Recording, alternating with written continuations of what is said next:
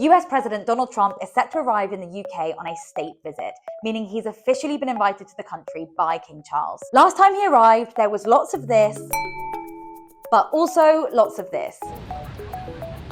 So what can we expect for this time around? Trump's state visit is pretty unprecedented, as he is the only US president to ever have been invited twice. He's staying for 2 days, arriving with First Lady Melania Trump at Windsor Castle's private estate. Here they'll be met by the US Ambassador Warren Stevens and will be hosted by King Charles. The agenda is pomp and grandeur.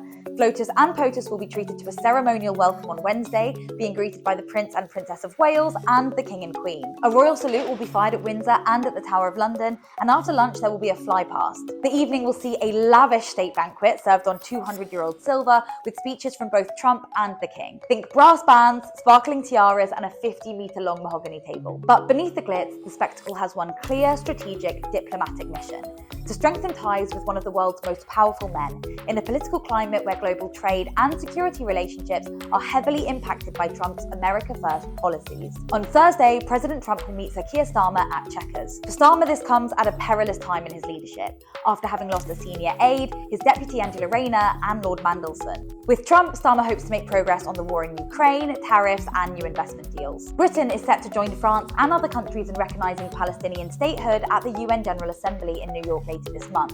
So Starmer will also aim to persuade Trump not to retaliate against this. Talking points that the government's desperate to avoid: free speech, immigration, and the rise of Reform UK. Oh, and Jeffrey Epstein, with all three major figures involved in the trip tangled in the scandal. Trump for his past association with the infamous paedophile, Starmer over his appointment of the now former US Ambassador Lord Mandelson and his ties to Epstein, and the King for his brother Prince Andrew's associations. Not only do officials want to keep Trump off of sensitive issues, but they also want to keep him away from sensitive areas, namely London. Wednesday will see a march through central London organised by the Stop Trump Coalition and a mass rally ending in Parliament Square. But despite the efforts to keep Trump away from a pretty hostile British public, demonstrators will be greeting his arrival at Windsor with a protest on the local high street. Security is set to be on high alert during the visit, with plans looked at daily since the assassination of conservative activist Charlie Kirk in Utah last week. And will this guy be making an appearance?